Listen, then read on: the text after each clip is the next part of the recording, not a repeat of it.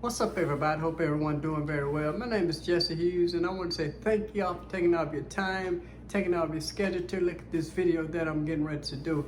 A couple weeks ago, I did a video, and the video was talking about savages or geniuses, and it talks about how, people of the continent of Africa, mainly, how they had been viewed as being some people of barbaric nature, how they was unlearned, how they was ignorant, how they didn't have any type of sense, how they just rolled on the back of zebras and had bones in their nose and plates in their mouths, and talked about them in a negative sense of then they didn't have any type of know-how, no type of ingenuity, no type of geniuses.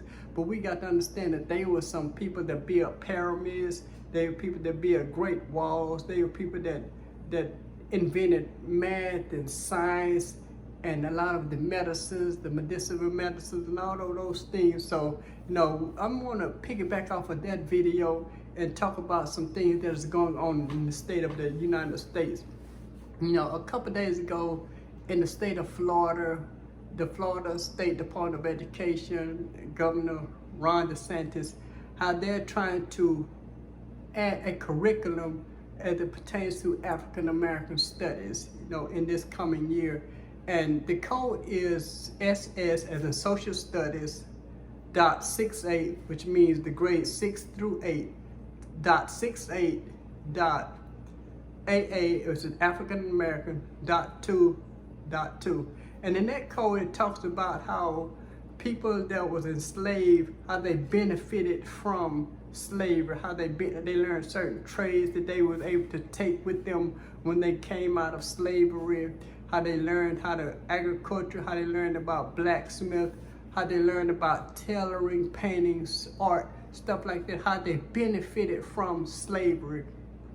And that can be one of the furthest nonsense, one of the ridiculous untruths it is, because how can you say somebody benefited from slavery when families were ripped apart? When not all families were ripped apart, how men was being humiliated sexually and mentally, emotionally, how women was being, raped and killed, how children was taken from their parents. How can you say that someone benefited from something because of the atrocities that happened with their parents, with them, with their in-laws, with their grandparents? How you can say there was a benefit? And that is a sign of someone's trying to whitewash and saying that, well, we wasn't as bad as what people think we are. We had some good in us. Our faults and our downfall and our shortcomings, it wasn't as bad as what people had made it seem out to be, because although you was in slavery, you learned certain jobs, you learned certain skills, you learned how to do this and you learned how to do that. That could be one of the craziest things that someone could ever know, because before you brought us over here in 619 in Virginia, we had our own country. We had our own country. We was doing agriculture. We was doing art. We was doing paintings. We were doing tailors. We were doing a lot of the architectural things. So don't say that we benefited from slavery, because slavery was never a benefit for us. Slavery was never something that we can hang our hats on and say, oh, it was so good that we was enslaved, that, that we benefited from this. If we didn't benefit from nothing that pertains to slavery.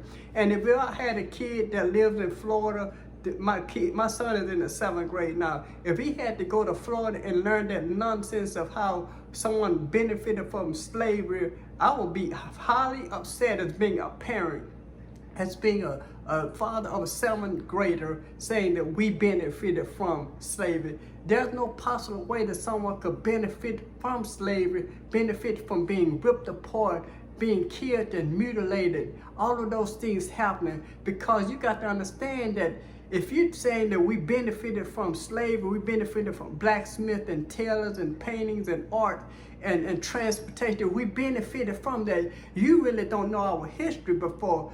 When you know the African history, you understand that we was doing those things even before 1619, before you brought us over here.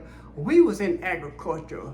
Not only, and when I say we, I'm not talking about we, because I wasn't back in 1619. I wasn't back in those days. But when I say that, I'm talking about we that is of the diaspora, of our ancestors of the African continent. They was in agriculture. Some of the earlier paintings that was on the wall and the Knox sculptures and all of the pyramids and all of the paintings, all of the hieroglyphics, those was with 500 BC and earlier. So you can't say that we benefited from slavery. There's no possible nonsense that you could get that said that someone benefited from slavery. Didn't no one in this world benefit from slavery but a certain type of individual that on the back of our ancestors, on whips and chains, how we build nations and countries, how we build buildings without reparation, without any type of kickback or anything. So if anybody benefited from slavery, it wasn't us, because we was never beneficial of those things that happened during slavery.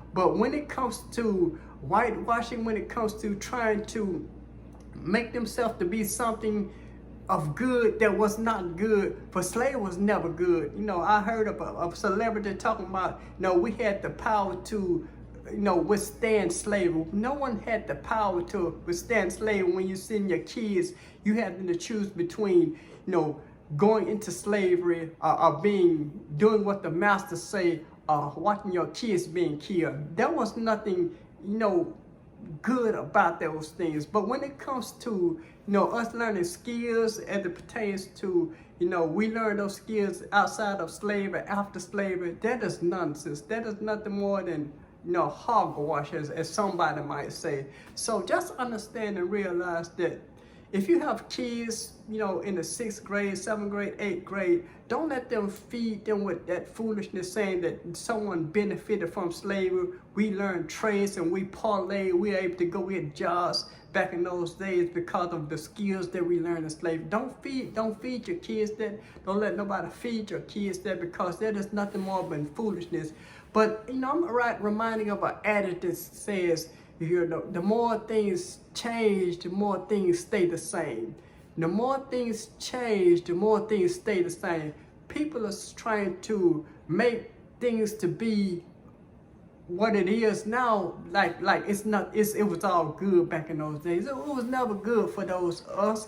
It was never good for our ancestors. It was never good for the people of the continent. It was never good for we of the diaspora. So when it comes to untruths, when it comes to lies, when it comes to hypocrisy, when it comes to people trying to feed your kids nonsense as it pertains to truth, as it pertains to knowledge, as it pertains to history, find out what the real truth is. You know, find out what truth is, and not only find out what it is, stand up on those truths. And don't let nobody feed you, don't let nobody feed your kids foolishness, as it said that we was just, you know, it's good that we was enslaved. For it was never nothing good for us to be enslaved. But stand on truth, stand on, you know, what you believe in. If you believe that, you know, we had it hard and we as coming up out of those things, stand up on those things and know and realize that better days shall come. But we've got to stand up on truth. We got to teach our kids truth. We've got to teach them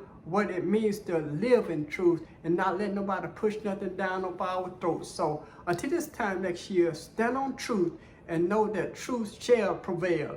And this time next time, I want to say subscribe to my channel, you know, hit that notification button, hit that like button. And until this time next time, I want to say God bless you, and God bless you.